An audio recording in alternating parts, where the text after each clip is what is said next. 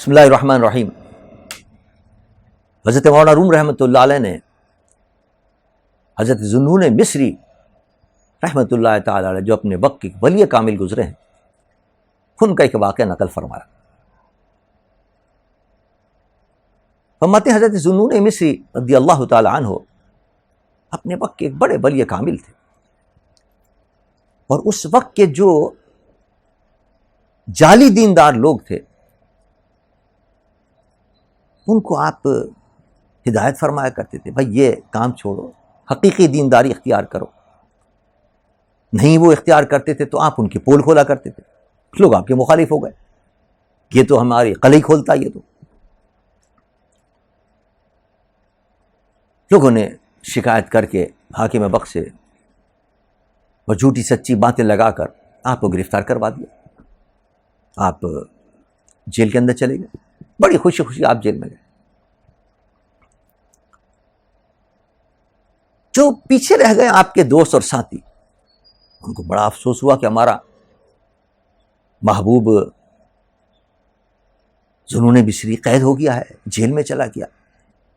ان کے دوستوں نے مشورہ کیا کہ چلو جیل میں چلتے ہیں اور جیل میں جا کر ذوالنون مصری کی خبر لیتے ہیں، اس سے ہمدردی کا اظہار کرتے ہیں، اپنی محبت کا اظہار کرتے ہیں۔ وہ سارے کے سارے جب پہنچے جیل کے اندر حضرت ذوالنون مصری رضی اللہ تعالیٰ عنہ سے ملاقات کے لیے، اور جب آپ سے بات کرنے لگے تو آپ نے ان کو برا بھلا کہنا شروع کر دیا، سخت الفاظ ان کے لیے استعمال کرنے شروع کر دیے۔ وہ تو حیران ہو گئے کہ ہم تو پوچھنے آئے تھے اور ذوالنون مصری ہمیں صلواتیں سنا رہے ہیں۔ جب آپ نے کچھ زیادہ صلواتیں سنائی، لوگوں نے کہا میاں چھوڑو اس کو، چلو واپس چلو۔ وہ سارے کے سارے واپس چلے گئے۔ جب وہ واپس جانے لگے، حضرت ذوالنون مصری نے قہقہ لگایا، ہنسے اور فرمانے لگے کہ دنیا میں کہاں ہیں حقیقی دوست؟ یہ دوست ہیں جو میری گالی کو بھی نہ سہ سکے اور میری تلخ اور ترش باتوں کو بھی نہ سہ سکے، اور چلے گئے۔ یہ دوست نہیں، دوست وہ ہوتا ہے کہ دوست کی طرف سے اگر کوئی تلخ بات بھی آئے تو وہ اس کو برداشت کر لیتا۔ یہ واقعہ حضرت مولانا روم رحمۃ اللہ علیہ نے نقل فرمایا، اور اس سے ہمیں سبق دی۔ فرماتے ہیں کہ دوست ہم چو زر بلا چوں آتش است، زر خالص در دل آتش خوش است۔ فرماتے ہیں دوست تو سونے کی طرح ہوتا ہے، اور کوئی تکلیف اس کو آئے، محبوب کی طرف سے کوئی مصیبت اس کو آئے تو وہ آگ کی مثل ہوتی ہے۔ یعنی کیا مطلب؟ کہ جب سونا آگ میں جاتا ہے تو وہ چمک جاتا ہے، جو اس کے اوپر میل کچیل ہوتا ہے وہ سب جل جاتا ہے، وہ سب ختم ہو جاتا ہے، اور وہ چمک کر سامنے آ جاتا ہے۔ تو دوست کی طرف سے اگر کوئی مصیبت آئے، اللہ ہمارا دوست ہے، اللہ کی طرف سے اگر کوئی مصیبت آئے، کوئی پریشانی آئے تو آدمی گھبرا نہیں جاتا، برائی نہیں کرنے لگتا، رب سے ناراض نہیں ہو جاتا کہ دوست کی طرف سے آیا ہے، بلکہ وہ تکلیف تو اس کو چمکا دیتی ہے۔ اور دوست کی طرف سے کوئی مصیبت آئے، جس طرح سونا چمک جاتا ہے تو آدمی بھی چمک جاتا ہے اس کی محبت کے اندر۔ محبت کا امتحان اس وقت ہوتا ہے، جس طرح ذوالنون مصری نے امتحان لیا کہ اگر یہ میرے سچے دوست ہیں تو میری کڑوی کسیری باتوں کو برداشت کر لیں گے۔ اللہ کی طرف سے بھی امتحان آتا ہے، کبھی کوئی پریشانی آ گئی، کبھی کوئی دکھ آ گیا تو اس پہ پھول پھول نہیں بگنا چاہیے، زبان سے کوئی نازیبہ باتیں اللہ کے لیے نہیں نکالنی چاہیے، بلکہ اللہ کی رضا میں راضی رہنا چاہیے۔ یہی سچے دوست ہونے کی علامت ہے۔ قرآن میں بھی اللہ فرماتا ہے وَأَمَّا إِذَا مَا ابْتَلَاهُ رَبُّهُ فَأَكْرَمَهُ وَنَعَمَهُ فَيَقُولُ رَبِّي أَكْرَمَنِ وَأَمَّا إِذَا مَا ابْتَلَاهُ فَقَدَرَ عَلَيْهِ رِزْقَهُ فَيَقُولُ رَبِّي أَهَانَنِ۔ اللہ فرماتا ہے جب میں نعمتیں دیتا ہوں اپنے بندے کو تو بڑا خوش ہوتا اور کہتا ہے اللہ نے مجھے بڑا عزت سے رکھا ہے، بڑا کرم کیا ہے، بڑی عنایتیں اس کی، یہ فلاں نعمت ہے، فلاں نعمت دی، فلاں نعمت دی. تو ہم مائزہ مبتلا فقدر علیہ رزق، تھوڑا سا رزق تنگ کر دیتا ہوں، تھوڑا سا اس کو امتحان لیتا ہوں، آزمائش کرتا ہوں اس کی. فیقول ربی ہان، اول پھول بکنے لگتا ہے، ہم نے تو میری ہاتھ کر دی، میں ہی رہ گیا تھا معاذ اللہ ثم معاذ اللہ اس مصیبت کے لیے، یہ مصیبت مجھے ہی بھیجنی تھی. طرح طرح کی باتیں کرنا شروع کر دیتا، رب نے یہ کر دیا، رب نے میرے ساتھ یہ کر دیا، رب نے وہ کر دیا. اللہ فرماتا ہے میرے بندے وہ ہوتے ہیں نعمتیں دوں یا زحمتیں دوں ہر ایک کے اندر خوش رہتے ہیں، مجھ سے راضی رہتے ہیں. اور یہی دوست ہونے کی علامت ہے کہ دوست کی طرف سے اچھائی آئے تب بھی خوش ہو، دوست کی طرف سے کوئی برائی آئے تب بھی خوش ہو، اس کے اندر کوئی راحت آئے تب بھی خوش ہو، کوئی تکلیف آئے تو اس کے اندر بھی وہ راضی ہو کہ دوست کی طرف سے آئی. اسی طرح دنیا کے اندر بھی، اور رحمۃ اللہ علیہ دوسرا سبق دینا چاہتے ہیں اس واقعے سے، اسی طرح دنیا کے اندر بھی اگر اپنی کسی دوست کی طرف سے آپ کو کوئی برائی پہنچے تو ناراض نہیں ہو جانا چاہیے، کوئی تلخ اور بات پہنچے تو اس سے ناراض نہیں ہو جانا چاہیے. سوچنا چاہیے کہ تمہارا دوست ہے، وہ ہو سکتا ہے تمہارے حق میں وہ بات کہہ رہا ہو سکتا ہے تمہیں وہ بری لگ رہی ہو لیکن تمہارے لیے وہ اچھائی ہو سکتا ہے تمہاری اصلاح کے لیے وہ کہہ رہا ہو. تو دوست کی بات پر برا نہ مانو، اس کی تلخ بات کو گوارا کرو، سنو. یہ دوستی کی علامت ہے، یہ سچے دوست ہونے کی علامت ہے کہ کسی دوست کی بات پر انسان کو غمزدہ نہیں ہونا چاہیے، غصے نہیں ہونا چاہیے، بلکہ جس طرح اس کی اچھی بات پر خوش ہوتے ہو اگر کوئی وہ تلخ اور ترش بات کہتے تب بھی اس پہ ناراض نہیں ہونا چاہیے. یہ علامت ہے سچی دوستی کی.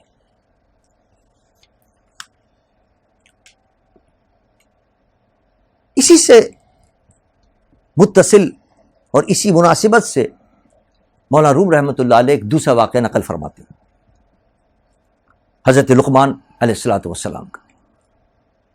فرماتے ہیں حضرت لقمان علیہ الصلوۃ والسلام اپنے دور کے اندر ایک غلام تھے. ان کا ایک آقا تھا جو ان سے بڑی محبت کرتا تھا، اس لیے کہ حضرت لقمان علیہ الصلوۃ والسلام اپنی ہوا اور حرص کے غلام نہیں تھے، وہ اپنے محبوب آقا کی اطاعت کے پابند تھے وہ،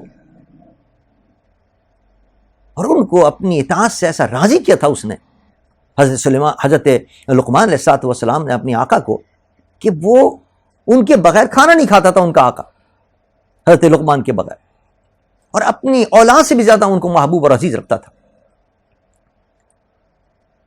ایک روز حضرت لقمان علیہ الصلوۃ والسلام کے آقا کے پاس ایک خربوزہ آیا، کچھ خربوزے آئے. اس نے فوراً خربوزہ کاٹا، اور خربوزہ کاٹنے کے بعد پہلی پھانک اس کی حضرت لقمان کو دی، لو کھاؤ، کیونکہ اس کی عادت تھی کہ اس کو وہ لقمان اتنے محبوب تھے کہ وہ کھانا بعد میں کھاتا تھا، پہلے ان کو کھلاتا تھا. اس نے کہا یہ خربوزہ آیا ہے کہ پہلے میں لقمان کو دوں گا. چنانچہ حضرت لقمان کو اس نے پھانک دی. حضرت لقمان نے بڑے مزے لے کر وہ پھانک کھا.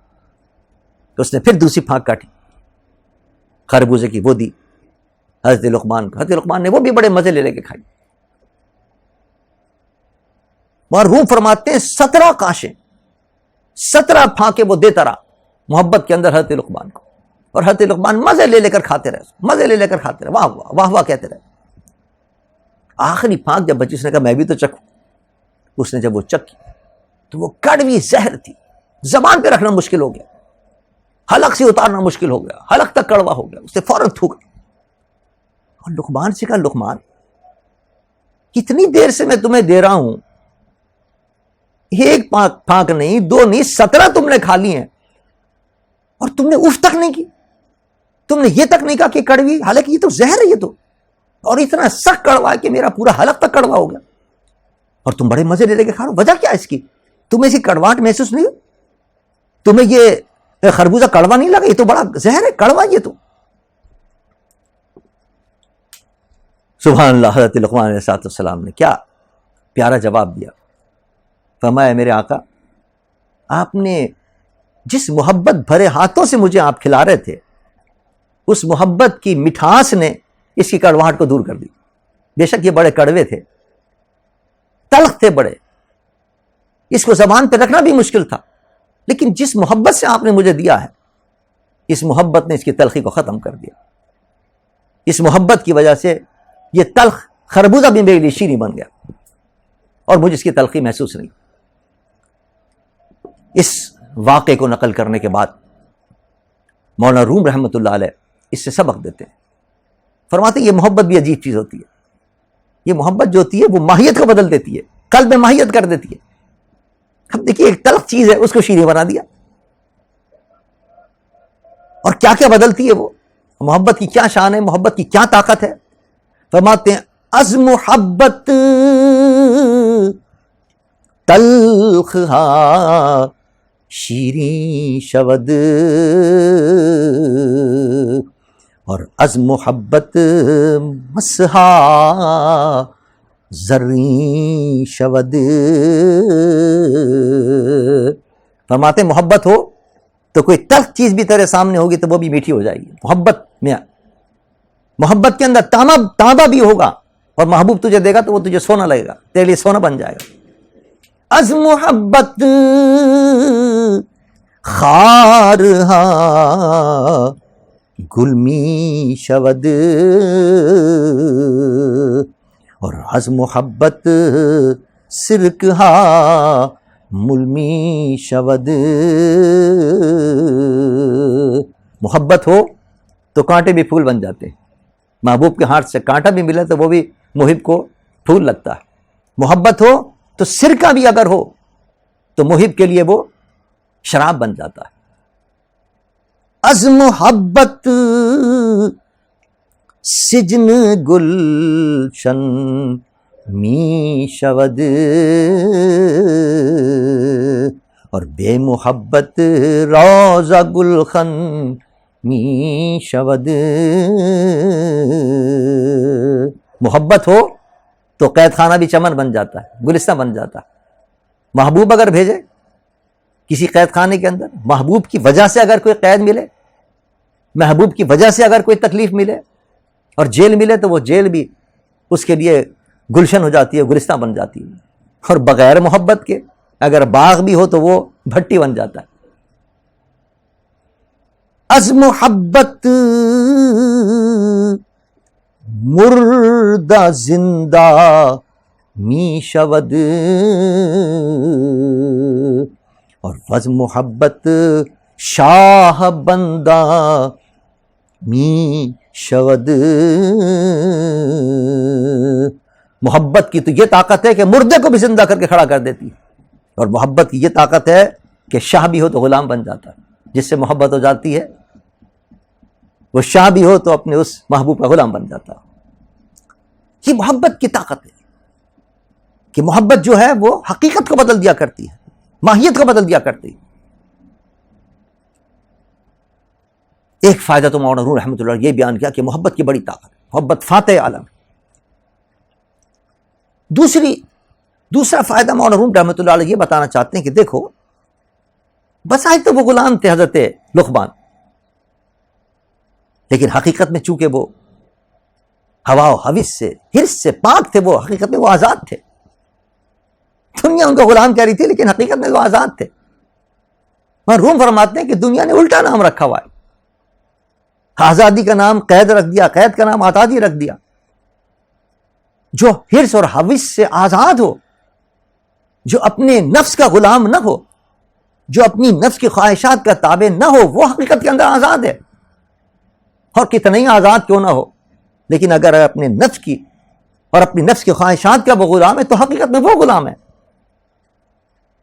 دنیا نے غلامی کے اور آزادی کے معنی بدل دیے ہیں۔ آزاد وہ ہے کہ جو نفس کا غلام نہ ہو، جو نفس کا غلام ہے وہ حقیقت کے اندر غلام ہے۔ اسی طرح دنیا کے اندر تاریکی اور روشنی کا بھی معنی بدل گئے۔ وہ امور کی جو تاریکی ہیں ان کو ہم روشنی سمجھے بیٹھے ہیں، جو روشنی اس کو ہم تاریکی سمجھے بیٹھے ہیں۔ عورت کی آزادی کی بات ہوتی ہے، عورت کی آزادی کی بات ہوتی ہے، اور یہاں تک آزادی کی بات ہوتی ہے کہ میرا جسم میری مرضی۔ یہ آزادی یہ تاریکی ہے، کہتے ہیں یہ روشنی ہے، یہ کہتے ہیں روشن خیالی ہے، یہ روشن خیالی نہیں ہے، یہ روشنی نہیں ہے، یہ تاریکی ہے یہ. اور تم جسے تاریکی سمجھے بیٹھے ہو وہ تاریکی نہیں، وہ روشنی ہے. اللہ نے آزادی دی ہے، عورت کو آزادی دی ہے، اسلام نے عورت کو آزادی دی ہے، لیکن جتنی آزادی اس نے دی ہے وہ روشنی ہے. تم جس آزادی کی بات کر رہے ہو یہ آزادی نہیں ہے، یہ تاریکی ہے، یہ روشنی نہیں ہے. مولانا روم رحمۃ اللہ علیہ فرماتے ہیں روشنی تاریکی کا بھی ہے، مفہوم بدل گیا ہے. وجہ یہ ہے کہ قرآن پاک میں اللہ نے دو گروہ بیان فرمائے، ایک اولیاء رحمان اور ایک اولیاء شیطان. فرمائے ایک وہ لوگ ہیں جو رحمان کے دوست ہیں اور ایک وہ لوگ ہیں جو شیطان کے دوست ہیں. جو شیطان کے دوست ہیں وہ شیطان کی باتیں کریں گے، جو رحمان کے دوست ہیں وہ رحمان کی باتیں کریں گے. جو شیطان کے دوست ہیں ان کو رحمان کی باتیں برے لگیں گی اور رحمان کے دوستوں کی باتیں برے لگیں گی. یہی وجہ ہے نا جو کہتے ہیں کہ ہمارا علماء سے گزارا نہیں ہوتا، ہماری علماء سے نہیں بنتی، ہماری ان دیندار لوگوں سے نہیں بنتی. یہ جاہل لوگ ہیں، یہ جہالت کرتے ہیں، جاہلانہ باتیں کرتے ہیں وہ. اس لیے کہ تم اولیاء شیطان ہو، تم شیطان کے دوست ہو، اس لیے تمہیں یہ باتیں بری لگ رہی ہیں. جو اولیاء رحمان ہیں وہ رحمان کی باتیں تم تک پہنچائیں گے. اولیاء شیطان سے نکل کے آؤ، اولیاء رحمان کے اندر آؤ، تب تمہیں یہ باتیں اچھی لگیں گی جو اللہ کے رسول کی باتیں. ورنہ تم ان کی بھی برائی کرتے رہو گے، بات ہوگی، اور جو باتیں کرنے والے ہیں ان کو بھی تم برا کہتے رہو گے اور جاہل کہتے رہو گے. مولانا روم رحمۃ اللہ علیہ فرماتے ہیں کہ اسی لیے تمہاری نہیں بنتی کہ وہ کہتے ہیں کہ سینما بند کرو، وہ کہتے ہیں فحاشی کے اڈے بند کرو. اولیاء رحمان کہتے ہیں بدکاری کے اڈے بند کرو، جوئے کے اڈے بند کرو، اور تمہیں تو یہ سب باتیں بری لگیں گی. اولیاء شیطان تو کہتا ہے یہ سب چیزیں کھلنی چاہیے، اسی سے تو میرا کاروبار چلتا ہے، یہ تمہیں اچھی لگتی ہے بات، تو تمہاری کہاں بنے گی ان سے. حقیقت میں جو تصور ہے، حقیقت میں جو روشنی کا تصور ہے اس کو حاصل کرو. اولیاء رحمان کے اندر اپنے آپ کو شامل کرو تاکہ تمہیں یہ ساری باتیں اچھی لگیں اور یہ باتیں تمہیں علم نظر آئیں، جہالت نظر نہیں آئیں گے. پھر اللہ تعالی ہمیں اور آپ کو سب کو اولیاء رحمان کے گروہ میں شامل کرے اور اولیاء شیطان کے گروہ سے ہمیں محفوظ و مامون فرمائے. وما علینا الا البلاغ المبین.